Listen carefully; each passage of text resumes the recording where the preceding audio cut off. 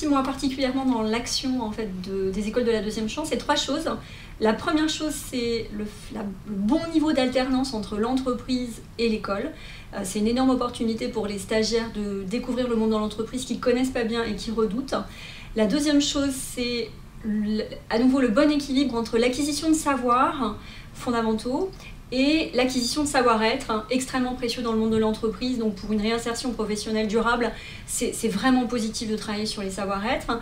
Et puis la troisième chose, c'est l'approche personnalisée que retient l'école de la deuxième chance dans sa relation avec les jeunes qui ont besoin de cette relation individualisée, en particulier par rapport à leur motivation. Et ça, vraiment, je trouve que c'est une vraie force de l'EDC. Et au final, je pense que quand on a une statistique aussi bonne que 60% des jeunes qui retrouvent une situation plus pérenne, que ce soit un retour vers de la formation ou que ce soit un retour vers l'emploi. Alors les EDC et la Fondation HSBC, c'est une histoire un peu sur trois pieds. On donne du coaching aux jeunes, à l'EDC en particulier, du coaching sur les CV, pour pouvoir valoriser les expériences au travers de leur CV. C'est aussi des simulations d'entretien, l'entretien de recrutement que beaucoup redoutent.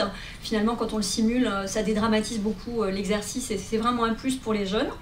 On leur propose aussi parfois des stages. J'ai eu moi l'occasion notamment d'avoir un stagiaire dans ma propre direction à la comptabilité. Et puis on leur propose aussi ponctuellement de participer à des événements culturels, par exemple le prix HSBC pour la photographie. L'approche par les compétences, d'abord, c'est 2 choses. La première chose, c'est un référentiel unique à l'EDC, qui soit lisible et qui soit partagé par tous, connu et reconnu en France.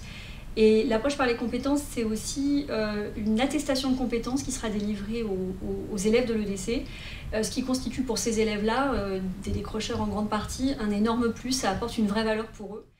La Fondation pour l'éducation d'HSBC soutient ce projet depuis sa conception en 2015 parce qu'il rentre exactement dans nos priorités pour la Fondation qui est entre autres l'employabilité des adultes et en particulier des adultes en difficulté. Donc c'est vraiment un projet auquel on croit beaucoup.